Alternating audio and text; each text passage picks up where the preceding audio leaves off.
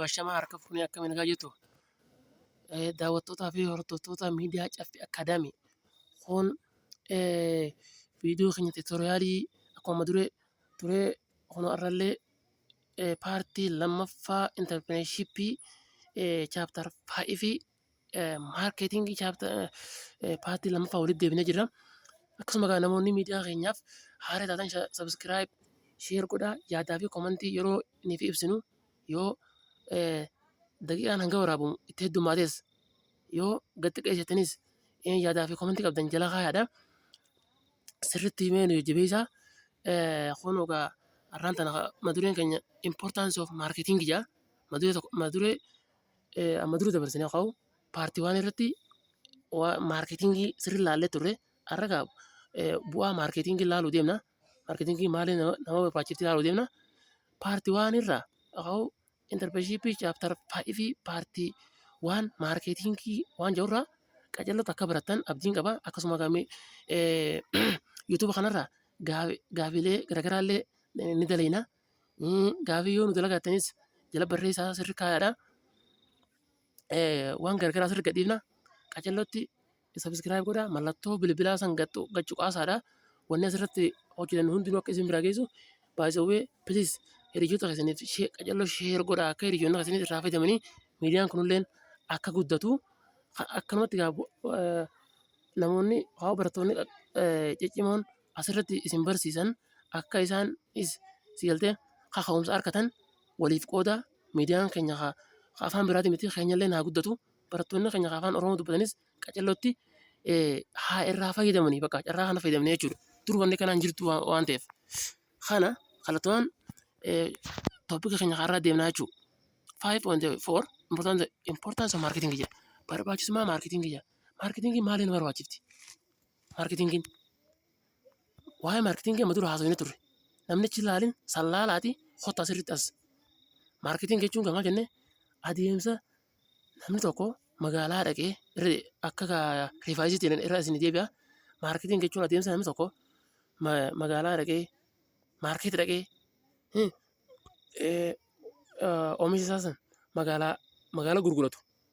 Kabiraa immoo irraa bitatu maarkeetiin kennaan kana maarkeetiin jechuun nama kanaafuu drive product awareness barbaachisummaa maarkeetingidha. Oomisha keessan akka inni kaka'umsa argatu godha. Yeroon fi yeroo hedduu magaalaa keessa gurgurte. Cultivate brand credibility ammallee maqaa oomisha keetii san ni guddisa. Building trust among your target buyers ammallee building ni ijaara. Trust jechuun amanamummaa si ijaara. Akkamitti among your target buyers warra silaa sirraa meeshaa bitatan san jidduutti amanamummaa si uumaa. Akka isaan yeroo hedduu sirraa bitatan si godha. Ammas kabira provide value to your audience. Yeroo hedduu maamila keetii yoo sirriitti maamila keetiif maamila kee waan ati barbaaddu yeroo si guutan atilleen bakka guddaa argattaa. Isaanilleen si amananii jechuudha. Kabira provides value to your audience. Maamila kee akka gatii si kanu si godha. Yookaan namni si dhaggeeffatu. In the form of information bifa odeeffannootiin entertainment bifa bashannanaatiin inspiration bifa hawwii garaagaraatiin akka namni gatii si godhu si taa jechuun magaalaan marketingiin. Kanaafuu marketingiin help in transfer si gargaarti jedha. Transfer dabarfachuu exchange meeshaa fi meeshaa wal jijjiirachuu movement of goods meeshaa garagaraa olii gaxoofuu kanaaf si gargaarti marketingiin. Is helpful in rising ammallee si gargaarti jedha. In helping kaasuu ol guddisuu maintaining standard of living of community ammallee maintaining jechuun guutuu jechuudha. Yookaan sophuu jechuudha. Standard of living akkaataa uummanni tokko itti jiraatu bakka qaawwa garagaraa qaawwa rakkoo yeroo fi magaalaa keessatti hirmaate qaawwni garagaraa irraa cufama akkaataa kana hojii bara ol ka'aa deema haalli jireenya hawaasa tokkoo ol ka'aa deema jechuudha. Can be source of income and revenue madda galiitii fi madda ati waa irraa hirkattuu si ta'a madda galii sii ta'a. Barbaachisummaan magaalaadha. Namni tokko magaalaa keessa wanni dalaguuf wanni guyyuu magaalaa keessa deemuuf galii gargaraa akka irraa argatuuf jechuudha. Namni magaalaan dhaqee galii argachuu hin danda'u. Eessaa argata galii? Magaalaan hedduudha magaalaan. Kana a customer purchase a product because it provides special. A customer jedha maamila kee tokko purchase ni bitata product oomisha tokko sirraa bitata. Because maaliif sirraa bitata? Sababa itti oomishni keessan provide certification irraa gammada haa. Provide ni kanaaf certification gammachuu irraa argata. Ittiin gammada kan tokko waan takka wanni tokko kophee takka wanni beektu maali? Haakitee kaa'oo akka riyaasaatti fataa zanaa qanaa ittiin caqaa'oo. Kana jechuudha. That something is that makes product capable of satisfy one is utility. That amma kan oolaa. That something wanni takka jira. That a make product tan oomisha tokko gootu jira. Capable dandeettii oomisha tokko wanni gootu. Dandeettii oomisha tokko ta'oota gootu. Satisfy wanti fedhii akka keessatti uumamtu wanni keessan wanti nama gootu tokko wanti takka tan dandeettii oomishi tokko fedhii ta'e si gammachiisu wanni si gootu maal jennaan waan san utilitii jennaan. Utilitii jechuun maal jechuudha? Dandeettii oomishin tokko fedhii kee gammachiisu utilitii jennaan. Maal jenne? Utilitii jechuun dandeettii oomishni tokko fedhii kee gammachiisuu danda'u utilitii jennaan qabaddaa. Economist amma akka economist wanti fedhiin dabalataa satisfying of power of community jala. Dandeettii yookaan humna gammachuu hawaasa tokko gammachuu wanni tokko meeshaa takka dandeettii meeshaan takka humna meeshaan takka fedhii kee gammachiisuu maal jennaan? Utilitii jennaan. Utilitii jechuudha. Dandeettii meeshaan takka fedhii kee gammachiisuu kan qabbantee yoo jiraatte wanni feeta. Jaaketaan furdaan san fedhii kee gammachiisa. Kanaafuu koomuritii jedhama. Kanaafuu akka economist akkas jennaan. Utilitii jechuun ammas kan isaa qabdaa. Kanuma reeffanne is a capacity dandeettii jala capacity dandeettii of a commodity dandeettii meeshaa takka jechuudha. Commodity jechuun baay'ee meeshaa jechuudha. Dandeettii meeshaan takka to satisfy particular humaa wanti fedhii kophaa takka ta kophaa namni tokko kophaa barbaadu dandeettii namni tokko meeshaa takka irraaf kophatti irraa barbaadu utilitii jennaan. Utilitiin baay'ee nama garagara. Wanni particular humaan wanti jennuuf. Particular jechuun ta nama hundaa osoo hin ta'in utilitiin namarraa nama garagara. Yeroo garagara. Waan namni tokko fedhu dandeettii kopheen takka nam tokko gammachiisuu qabdu nama biraa hin gammachiistu. Kanaafuu particular humaan wanti jechuun fedhii namaa takka tan kophaa jechuudha. Tan nama kophaa qabu takka dandeettii meeshaan takka kophatti fedhii nama tokkoo si guutuu dandeessu utilitii jennaan. Consumption of goods itti fayyadamni meeshaa tokko itti fayyadamuun meeshaa takka yookaan tajaajila wayii tokko depend on utility. Fedhii irra hundaa jira. Namni tokko meeshaa takka itti fayyadama jennuun yoo fedheedha. Yoo fedhee fedhii maal irra hundaa'u meeshaa takka namni tokko ni fayyadama jennu fedhii irra hundaa'u. Fedhii yoo hin jiraanne guuris yookaan televizii kana namni tokko fayyadamuu hin danda'u jechuudha. Every product possess jedha. Oomishni fedhee jira. Possess ni qabaa jira. Power dandeettii power jechuun cimeenya dandeettii ni qabaata jira. To satisfy humaa wanti dandeettii fedhii ilma namaa gammachiisuu qabaa. Every product hundinuu asirra wanni ilaalachuu qabdan oomishni hundinuu walqixa nama gammachiisuu hin ta'in oomishni fedheewu namarraa nama garagara malee dandeettii namni tokko gammachiisuu ni qabaa. Oomishni fedheewu jechuun siis kun jee inner quality kun qaama quality keessaati.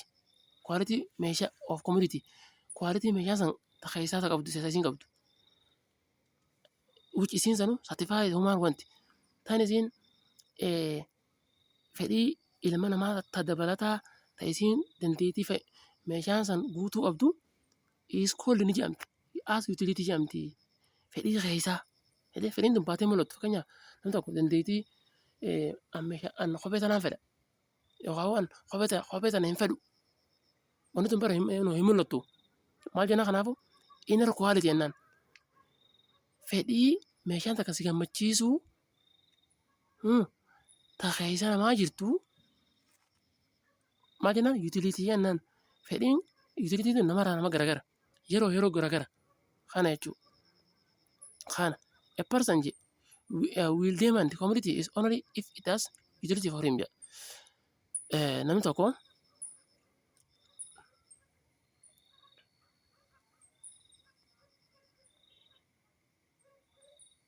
kana amma wanni jira ammas keessa types of utility. Utility erga akkasirraa yoo jenne utility jechuun dandeettii meeshaan takka yookaan oomishni wayii tokko haa ta'u fedhii ilma namaa kan dabalataa gammachiisuu qabu dandeettii inni itti fedhii ilma namaa itti gammachiisu utility jennaan. Utilitiin gosa qabdi. Itti hafuufnu types of utility gosti utility san maali? Maal fa'aadha? Smart code. Koodiin hedduu barbaachisaadha. Place, service on time, to form, knowledge, position. Form wanni jedhama gosa utility keessaa form utility, time utility, place utility, position utility. Diddiimaan afran kuni gosa utilityiti. Place takka time lama, form sadii, position sadeen akkana amma inni kun gosa utilityiti. Takka takkaan gabbaasanii dalaalla jechuudha. Tokkoffaan utilityidha. Lammaffaan timeidha. Sadaffaan formidha. Afuraffaan positionidha. Wanneen kun gosa utilityiti. Tokkoffaan raakaan tokkoffaan maal jenne place utilitydha. When a change in place yeroo bakka takka jijjiiramte of commodity yeroo bakki oomisha tokko jijjiiramte increase it is utility. Utilitiin isaadhaan ni dabalaa. It is called as place utility jennaan. Fakkeenyaaf namni tokko meeshaa takka tan bakka fagoo jirtu seeltee tan bakka fagoo jirtu bakka namni jiru bakka namni meeshaa san fedhu geessitee yoo gurgurte namni bakka sanii meeshaa san ni fedha.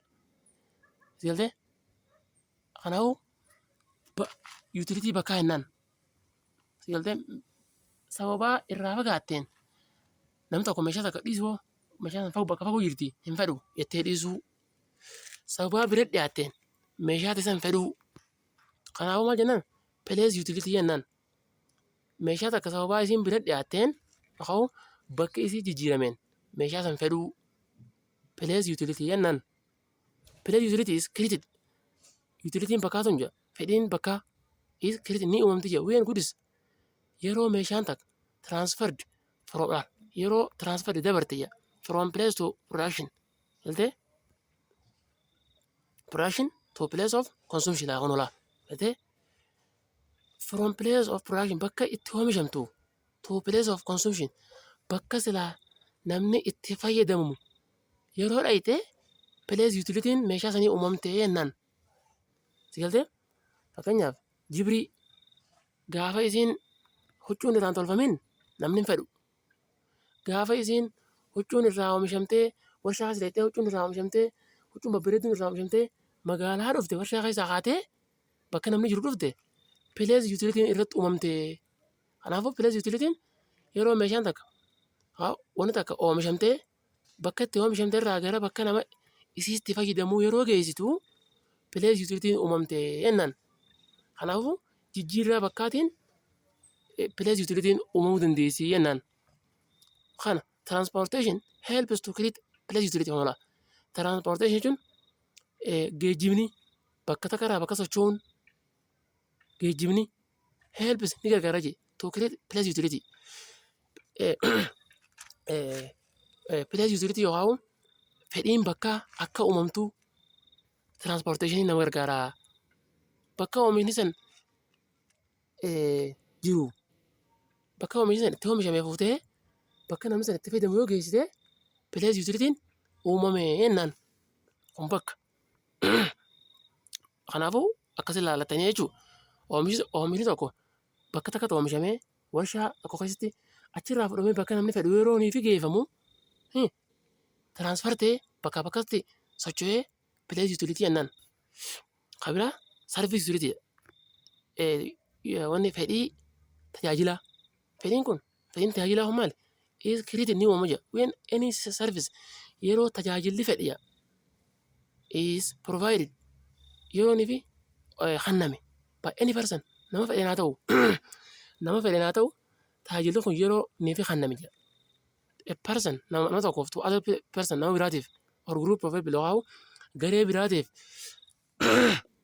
sarvisiin meeshaan harkaan tuqamuu hin dandeenye yeroo fi namni tokko nama biraatiif kenne gareen tokko nama biraatiif yeroo fi kenne ta'e service utilitiin uumamte jennaan. When utility of commodity yeroo fedhiin meeshaa takkaa increase dabalte by storing it bakka takka kuusuudhaan and make it available ammallee akkasiin argamtu yeroo fi gootayya available akkasiin argamtu during the time of need yeroo wanni san barbaachiftutti bakka takka kuustee yeroo namni waan san fedhutti yookaan yeroo wanni san barbaachiftutti yeroo fi meeshaan takka argamtee it called kabira time utility jennaan. Yaaltee akkana cimaa jiru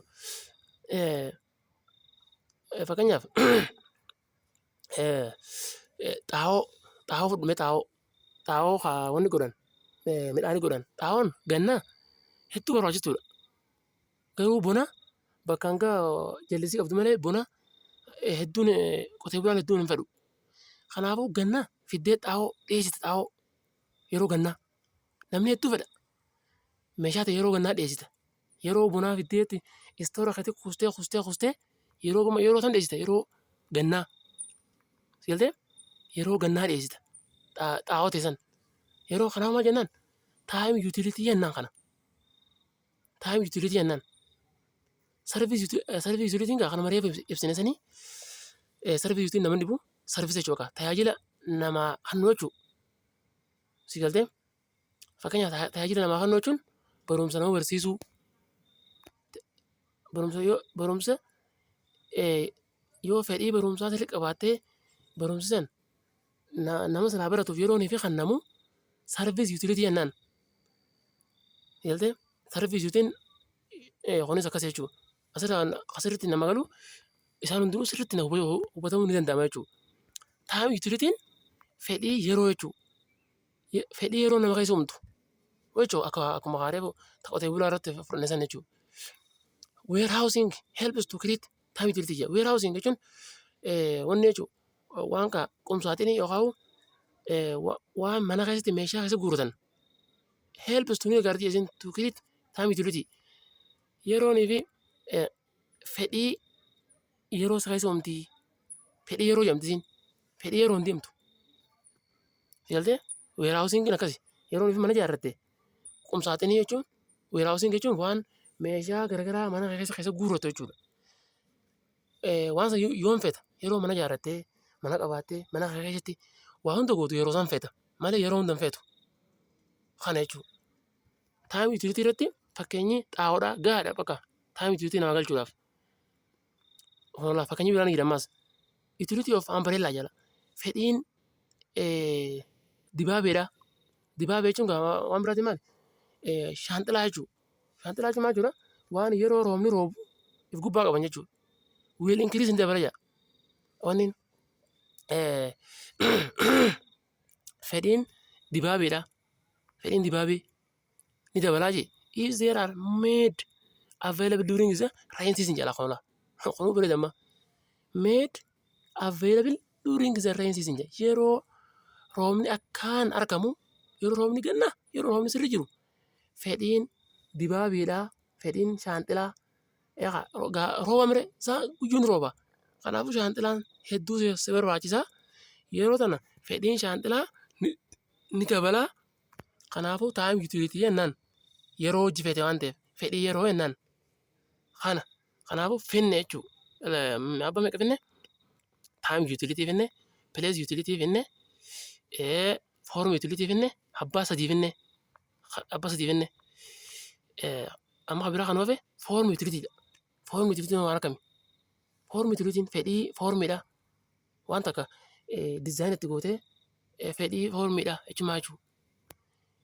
Form utility jaa is created ni uumamtii jaa by changing jijjiiruudhaan form or shape of goods agartee boca yookaan akkaataa meeshaa takkaa yeroonii fi jijjiirtuu fedhiin namaa keessa uumuu danda'a bakka.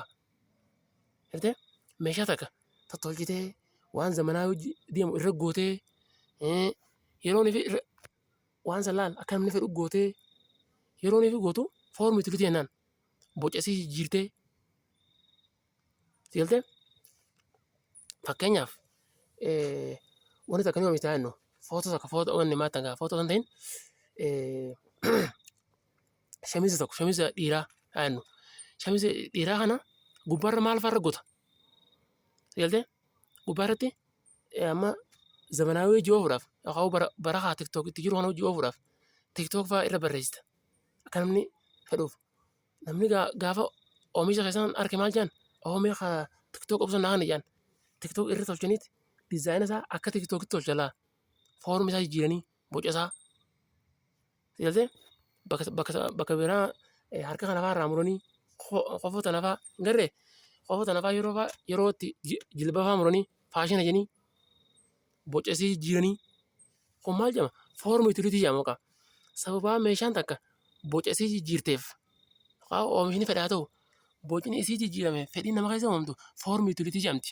Kana kun maali process of adeemsa manufacturing oomishuudha or production oomisha create form utility fedhii keessatti uumuudha yeroo oomishan san waan san boca jijjiiranii waa keessa fedhii akka namni fedhu keessatti uumuu jechuudha. Sigaltee mee fakkeenyaaf fudhannu fabiraa ween wood jedha yeroo niifi jedha kanula wood muyni is changed to furniture yeroo wanni jijjiirame furniture jechuun waan fakkeenyaaf mana keessaa fa'aa waan buna fa'aa irra dhaaban san waan huccuu keessa guuratan waan TV fa'aa gubbaarra haatanii sanduuqa gargaaraa fa'aa waan sanfaa tolchuu jechuudha wanni sanfaa maal jedhama furniture jedhama. Form utility is created ammaan tana bocni kun haa fedhiin bocaa irratti uumamte jalqaba namni mukaan fedhu yookaan waddeessa muranii xaawulaa qoranii teessoo irraa tolchan foddaa fa'aa irraa tolchan mana keessa fa'aa qumsaaxinii maatangaa biiffee tantiifii fa'aa irraa haatan san sigaltee waan san irraa tolchan gaafa mukni gaafa yookaan waddeessi gaafa ooyiruu keessa dhaabbatu foormi utilitiin keessa hin jirtu namni fedhu boca isaa mukaa miree mukni kun muramee boci isaa jijjiiramee xaawula deebi'ee xaawulaan kun meeshaa mana keessaa meeshaa akka kursii teessoo yeroo sii ta'e ati immoo gaafa kana feete maaliif feete bocni meeshaa tanaa jijjiirameeti sii dhufe waan ta'eef kanaafuu foormi utilitii jennaan meeshaan takka bocni isii jijjiiramee akka namni fedhutti yeroo niif uumamtu form utility jennaan onula kana when tea leaves are processed to tea powder it is utility increase yeroo laal mukni baala shaayiidha mukni baala shaayii are processed yeroo niif qabatame jedha to tea powder waan shaayii ta'u san waan shaayii ta'u san waatti ida'anii gara shaayiitti yoo deebisan it is utilities increase fedhiin amma namni shaayii qabu dabalee jechuudha. Kanaafuu kana fakkaatti wanni form utilitiin kana biraa utility of product is increase amma fedhiin meeshaa takkaa jira increase ni dabalaa when user yeroo fi fayyadamaan or buyers namni meeshaa san bitu gain knowledge about such product yeroo fi beekumsa meeshaa tokko meeshaa sanii yeroo argate hoggusan dabala fakkeenyaaf fedhiin namni teessoo qabu yookaan biiffee mana keessatti waa keessa haatan sigaltee qumsaaxinii waan san keessa haatan san fedhiin meeshaa sanii ni dabalaa yeroo fi namni meeshaa san bitatu waa'ee waan sanii beeke sigaltee bu'aa qumsaaxiniin si qabu bu'aa taasisan si qabu yeroonii fi beektee fedhiin oomisha meeshaa sanii sii ni dabalaa jechuudha. This is utility is called knowledge utility jennaan. Kuni fedhii beekumsaa jennaan. Fedhii beekumsaa jechuun maal jechuudha? Namni tokko waan silaa bitu sun yookaan waan silaa itti fayyadamu sun beekumsa siidhaa yoo qabaate fakkeenyaaf namni tokko akkuma kalee fenne egaa wanni ni beekaa jennu shamisa tokko yookaan qamisa surree takka jennu surree kan ta'in qamisa gubbaa dhiirtii uffatu kana shamisa dhiirtii uffatu kana shamisa dhiirtii gubbaatti uffatu kana yookaan jaaketaa gubbaa kana namni tokko jaaketaan kun maalirraa akka tolfame ni beeka. Illee jibriirraa yookaan jibriirraa akka tolfame ni beeka. Osoo beekuuti shamisa kana ka'ee magaalaa dhaqee bitate. Kanaafuu fedhiin oomisha san waan irraa tolfame beektee sababaa kanaan fedhiin ta'e hidhamtee kaatee magaalaa dhaqxee oomisha san bitattu kun knowledge utility jennaan. Oomisha san waan irraa tolfamu beektee yerooniif bitattu. This is akkana jechuudha. Advertisement waan meeshaa beeksisuun demonstration agarsiisni user manual itis kanneen akkanaa hundinuu harkaan waan san fayyadamuun help to user nama ni gargaara jedha or buyer yookaan nama meeshaa sana bitatu to acquire knowledge about the product akka inni beekumsa meeshaa ta'eetii sana harkatu isa godhaa. Maaliin advertisement jechuun beeksisni garagaraa kan tiivii irratti dalagamu akeekni garagaraa waan meeshaa san harkaan tuqxee ilaaluun akka ati beekumsi meeshaa sanii akka sii dabalu sii godha. Kanaafuu image utilities special types of formation jedhu. Kanaafuu fedhiin sammuu keessa sii uumamuudhaa gosa information adda addaa jechuudha. Yaaltee kana nuti gubbarra dho'ina.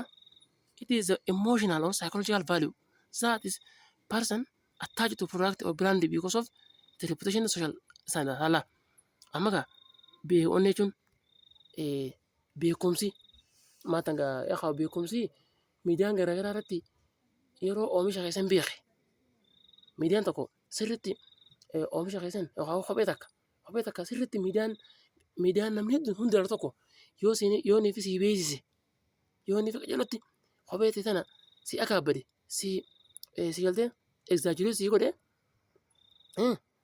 nama keessatti maa uumtoonni san miira uumti emotional jechuun miira uumti psychological value akka namni xiinsammuudhaan gatii si kanu si gooti person namni san gisee hunda beeksisa san laalaa miree immeejii isa keessa uumti attached to product or brand akka namni oomee kophee bareedduu sana gisee hunda tiivii kanarra rumaan argaa kophee namichi san akkasi gaafattii tiivii irraa himu san ni bitadha jee akka namichi san dhaqee waan ati oomishtuun akka bitatu miira keessatti uumaa xiinsammuusaa akka namichi waan san deebisee sii godhu deebisee waan san sirraa bitatu sii godha. Maaliif jennaan because of it is sababa jaa it is jaa beeksisni ati irra daleedisan reputation akkati maqaa gaarii akkatu sii godha. Social standing akka ammas hawaasni sirri sii beeku sii godha. Maaliif miidiyaa irrattu sii beekeemi gaafati lafaan dhuftee harkaan fiizikaalii wal agartanii itti gurgurtu barra kopheen tun akkanaati bareedduudha jettee ganaa itti himuu sin feesisu. Maaliif inni miidiyaa irraa arke. Kanaafuu maqaan kee reputation jechuun maqaa kee akka sii guddatu sii godha. Gaafa si bira dhufe dafeetuma sirraa fudhata siin caqacabu kana jechuudha.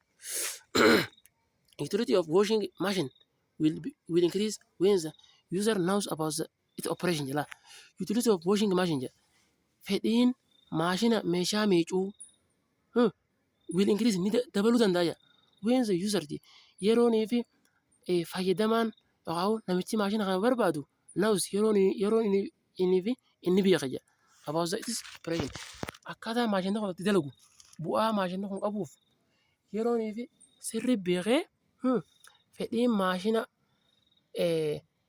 maashina huccuu miicuu Kana kanaatiif inni qabu ni dabala jechuudha. Namni tokko maashina huccuu miicu hoo bitadhu jettaan namichi kun bu'aa maashinni huccuu miicuu kun isaa qabu yoo hin beekne fedhiin isaa gabbuutuudha. Kanaafuu namni bu'aa maashina huccuu miicuu beeku maashinni kun huccuu naa miicaa na fayyadaa jee yoo sirrii beeke fedhii isaa ni qaba. Kanaafuu fedhiin maashina sanii sirriitti ida'aafi jechuudha.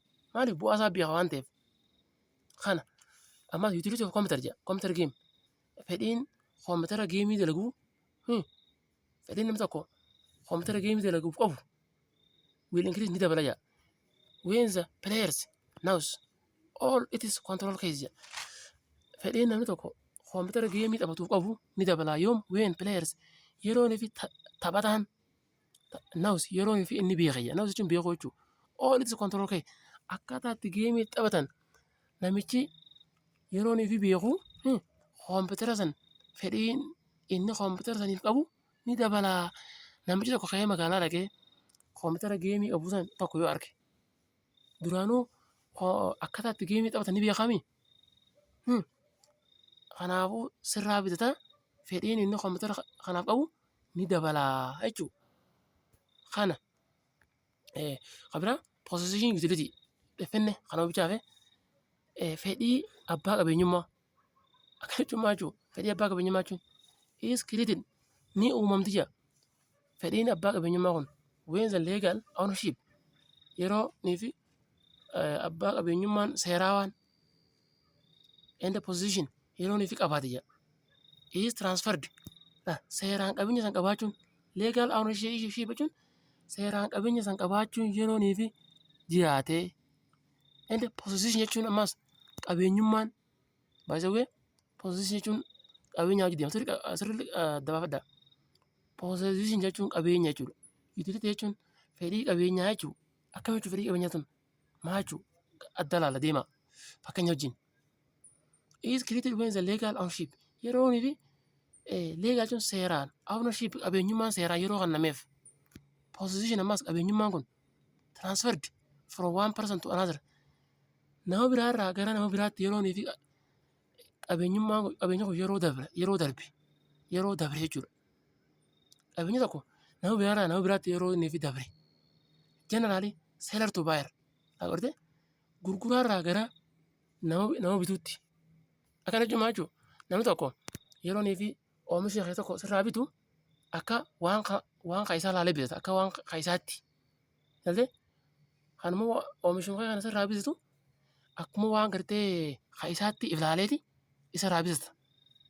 Maal jennaan qabeenyummaa jechuudha baqa.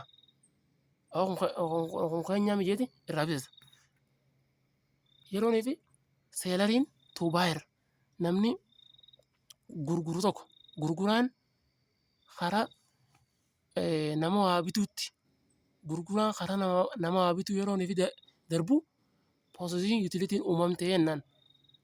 Jaltee utility of house jedha. Fedhiin manaa will increase ni dabala jedha. Once ownership ownership jechuun qabeenya nam tokkorraa transfer ni dabala. From the seller to the buyer nama gurgururraa gara nama bituutti ni dabala. Jaltee fedhiin mana tokkoo ni dabala. Yeroo takka dabala yeroo takka. Yeroo tam mana tokko ni ijaarta. Mana tokko ogguu ijaartu kayee namni tokko kayee sirraa bita.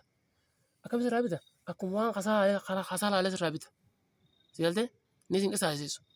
Sin shawwatu akkuma waan keetii laaleeti waan kana sii godha. Kun maal jedhama? Possession utility jedhama jechuudha. Kanaafuu mata dureen keenya entrepreneurship chapter 5 fi paartii tun kana fakkaata nama hanga asii ilaaltan jechuun waa hedduu irraa hubattan jee yaada. As keessatti wanni irraa hambifame yoo jiraate komentii jala barreessaadha. Kanaafuu viidiyoon keenya har'aan tanaa kana fakkaata. Namoonni miidiyaa keenya miidiyaa Caffee Akaadaamiitiif haaree taatan sabiskiraayib sheer godhaa mallattoo bilbilaa san gattu qaadhaa haa gachuu qaasaa oolirra haadhaa akka wanni asirra hojjetu dalaynu hundi isin bira geessu hiriyoota keessaniif sheer godhaa asumaanuu hanga paartii 3 interpreneurship chapter 5 marketing paartii 3 walitti deebinutti nageetti bye bye jechuudha.